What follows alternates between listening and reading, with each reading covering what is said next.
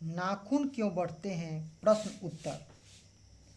पहला प्रश्न है, नाखून क्यों बढ़ते हैं? यह प्रश्न लेखक के आगे कैसे उपस्थित हुआ? उत्तर। प्रस्तुत पंक्ति हमारे पाठ्य पुस्तक गोधली भाग 2 के नाखून क्यों बढ़ते हैं शीर्षक निबंध से उद्धृत है। यह निबंध हजारी प्रसाद द्विवेदी जी द्वारा रचित है। नाखून क्यों बढ़ते हैं यह प्रश्न लेखक के आगे लेखक की छोटी पुत्री ने उपस्थित किया। दूसरा प्रश्न है, बढ़ते नाखूनों द्वारा प्राकृतिक मनुष्य को क्या याद दिलाती है? उत्तर है, प्रस्तुत पंक्ति हमारे पाठ्य पुस्तक गोधली भाग 2 के नाखून क्यों बढ़ते हैं शीर्षक निबंध से उद्धृत है। यह निबंध हजारी प्रसाद द्विवेदी जी द्वारा रचना की गई है। बढ़ते नाखून द्वारा प्राकृतिक मनुष्य को याद दिलाती है कि मनुष्य कभी लाख वर्ष पूर्व नख, दंत, लंबी या पशुत्व भाव को प्राप्त किया था। नखों के द्वारा प्रतिद्वंदियों को पछाड़ता था। नख कट जाने पर उसको डांट पड़ता होगा इत्यादि। तीसरा प्रश्न है, लेखक द्वारा नाखूनों को अस्त्र के रूप में देखना कहाँ तक संगत है? उत्तर हम बोलेंगे, प्रस्तुत पंक्ति हमारे पाठ्य पुस्तक गोधली भाग 2 के नाखून क्यों बढ़ते हैं शीर्षक निबंध से उद्धृत है। यह निबंध हजारी प्रसाद द्विवेदी जी द्वारा रचित है। नाखून ही मानव के अस्त्र थे। आज से लाखों वर्ष पूर्व जब जंगल में रहता था, अपने पैनी नुकीली नख से अन्य जीवों को आहत कर पेट भरता था।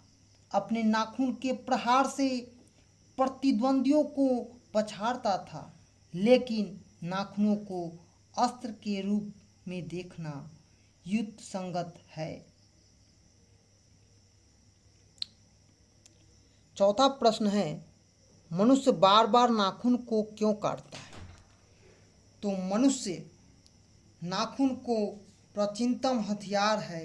जिस समय मनुष्य पशु की भांति जीवन व्यतीत कर रहा था, आज मनुष्य उस पाशविक वृत्ति को छोड़ चुका है। मानवीय गुण आ जाने के कारण पशुता का त्याग करना ही उचित मानता है। इसलिए मनुष्य नाखून को अपना हथियार नहीं बनाना चाहता है। नाखून बढ़ते हैं। इनका बढ़ना मनुष्य के शरीर की एक सहज वृत्ति है। क्या है? सहज वृत्ति है। पांचवा प्रश्न है, सुकुमार विनोदों के लिए नाखून को उपयोग में लाना मनुष्य ने कैसे शुरू किया? लेखक ने इस संबंध में क्या बताया?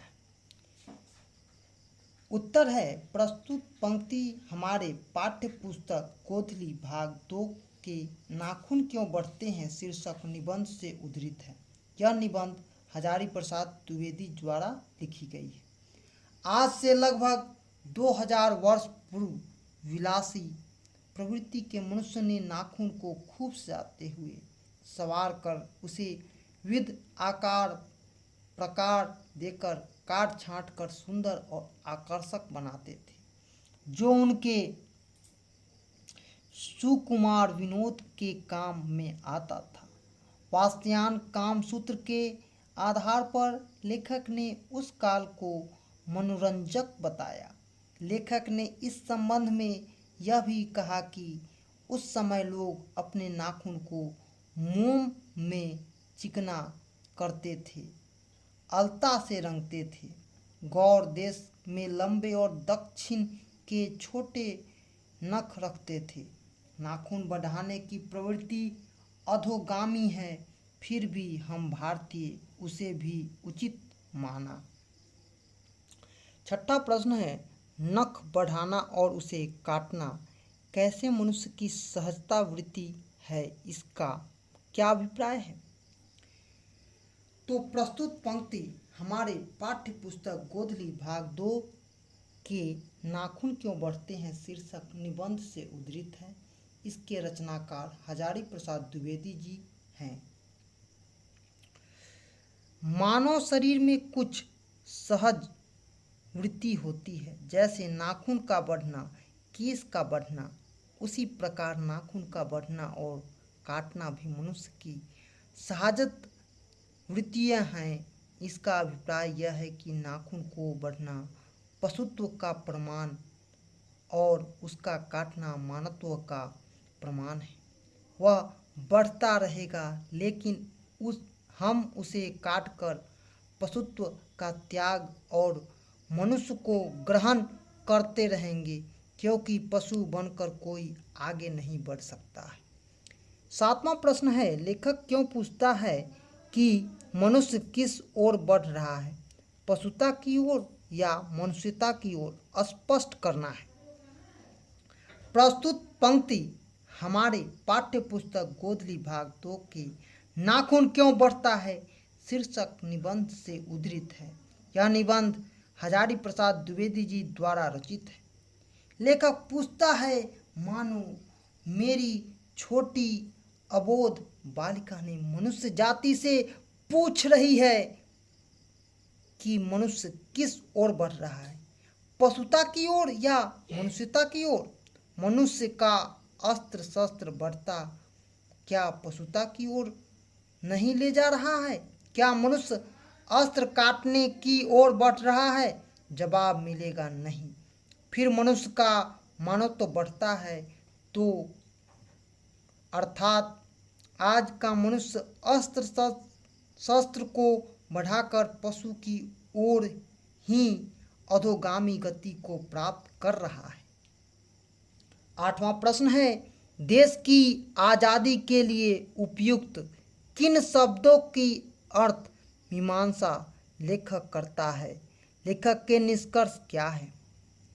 उत्तर है, प्रस्तुत पंक्ति हमारे पाठ्य पुस्तक गोधली भाग 2 के नाखून क्यों बढ़ते हैं शीर्षक निबंध से उद्धृत है। इसके रचनाकार हजारी प्रसाद द्विवेदी जी हैं। देश की आज़ादी के लिए उपयुक्त इंडिपेंडेंट स्वाधीनता दिवस शब्दों का अर्थ मीमांसा लेखक करता है। लेखक का निष्कर्ष है कि इंडिपेंडेंट का अर्थ अधीनता अर्थात अधीनता का अभाव है, लेकिन हम भारतीयों ने उसको सहज भाव से स्वाधीनता नाम दे दिया। यह हमारी विशेषता है कि हम अनह को स्व में बदल डाला, जबकि स्वाधीनता के लिए अंग्रेजी शब्द सेल्फ डिपेंडेंट शब्द का प्रयोग होना चाहिए था। 9वां प्रश्न है, लेखक ने किस प्रसंग में कहा कि बंदरिया मनुष्य का आदर्श नहीं बन सकती है? लेखक का अभिप्राय स्पष्ट करें। हम भारतीय स्व को अपनाते हुए उसे छोड़ना नहीं चाहते, तभी तो इंडिपेंडेंट अधीनता को स्वाधीनता, स्वराज, स्वतंत्रता आदि नामों से रख लिया है। हमारी परंपरा है, यदि यह बात है तो वह पुरानी भी अच्छी नहीं होती है और सब नया भी खराब नहीं होता है। हमें अपने पुराने मुंह को वांछनीय नहीं मानना चाहिए, क्योंकि मरे बच्चे को गोद में दबाए रहने वाली बंदरिया मनुष्य का आदर्श नहीं बन सकती है। लेखक का अभिप्राय है कि हमें पुराने और नए दोनों को परख कर ही जो हितकर हो लगे उसे अपना लेना ही मनुष्यता है। 10वां प्रश्न है, स्वाधीनता शब्द की सार्थकता लेखक क्या बताता है? तो उत्तर है, लेखक ने स्वाधीनता शब्द की सार्थकता बताते हुए कहते हैं, अधीनता इंडिपेंडेंट को भारत के लोग स्वाधीनता के रूप में सोच लिया यह हमारी दीर्घकालीन संस्कारों का फल है। इसीलिए हम स्व के बंधन को छोड़ने के लिए तैयार नहीं हैं। 11वां प्रश्न है, निबंध में लेखक ने किस बूढ़े का जिक्र किया? लेखक की दृष्टि से बूढ़े के कथनों की सार्थकता क्या है? निबंध में लेखक ने किस बूढ़े नेता का जिक्र किया है? संभवतः महात्मा गांधी। लक्ष्य करके जिक्र किया है। जब एक और बड़े बड़े नेता कह रहे थे वस्तुओं की कमी है, मशीन बिठाओ, उत्पादन बढ़ाओ और धन की वृद्धि करो और बाह्य उपकरणों की ताकत बढ़ाओ, तो दूसरी ओर वह वृद्धा नेता कह रहा था, बाहर नहीं भीतर की ओर देखो, हिंसा को मन से दूर करो, मिथ्या को हटाओ, क्रोध और द्वेष को दूर करो, लोक के लिए कष्ट सहो, आराम की बात मत सोचो, प्रेम की बात सोचो, आत्मा की बात सोचो। प्रेम की ही बड़ी चीज है क्योंकि वह हमारे भीतर है। पशु की प्रवृत्ति, स्व का बंधन मनुष्य का स्वभाव है। वस्तुतः बूढ़े का कथन ही सार्थक है क्योंकि स्वबंधन से मुक्त होने का तात्पर्य मनुष्य को अपने स्वभाव से मुक्त होना। हमारी जो वर्तमान की धारणा है बाह्य उपकरणों के द्वारा सफलता प्राप्त की जाती है, यह धारणा गलत है। हमें अपने स्व में परिवर्तन के लिए यदि प्रयत्नशील रहे तो हमारी सफलता स्वाभाविक होगी। 12 नंबर प्रश्न, मनुष्य की पूंछ की तरह उसके नाखून भी एक दिन झड़ जाएंगे। प्राणी शास्त्रियों के इस अनुमान से लेखक के मन में कैसी आशा जगती है? उत्तर है, प्राणी शास्त्रियों का अनुमान है कि मनुष्य की पूंछ की तरह उसके नाखून भी एक दिन झड़ जाएंगे। इस अनुमान से लेखक के मन में आशा जगती है कि समय पाकर मनुष्य के पूंछ झड़ गए, मानव में मानवता के गुण आने लगे, पाशविक विकार दूर हुए। ठीक उसी प्रकार पशुता के प्रति वह बढ़ने वाले नाखून भी अब झड़ जाएंगे। तब मानव में शेष पाशविक प्रवृत्ति भी समाप्त हो जाएगी और मनुष्य में मानविक वृत्ति का संचारण होगा। और 13वां प्रश्न है, सफलता और चरितार्थ शब्दों में लेखक अर्थ की भिन्नता किस प्रकार प्रतिपादित करता है? उत्तर है, प्रस्तुत पंक्ति हमारे पाठ्य पुस्तक गोधली भाग 2 के नाखून क्यों बढ़ते हैं शीर्षक निबंध से उद्धृत है। यह रचना हजारी प्रसाद द्विवेदी जी की है। मनुष्य की सफलता और चरितार्थ शब्दों में लेखक अर्थ की भिन्नता प्रतिपादित करते हुए कहता है, सफलता मानक अस्त्र शस्त्रों के संचय से, बाह्य उपकरणों की बहुलता से सफलता प्राप्त किया जाता है जो आडंबर मात्र है, परंतु मनुष्य को चरितार्थ प्रेम में, मैत्री में, त्याग में तथा अपने को सबके मंगल के लिए निःशेष भाव से दे देना चाहिए। नाखून का बढ़ना मनुष्य की सहज वृत्तियों का परिणाम है। जो जीवन में सफलता ले आना चाहता है उसको काट देना उस स्व निर्धारण आत्मबंधन का फल है जो मनुष्य को चरितार्थ की ओर ले जाती है।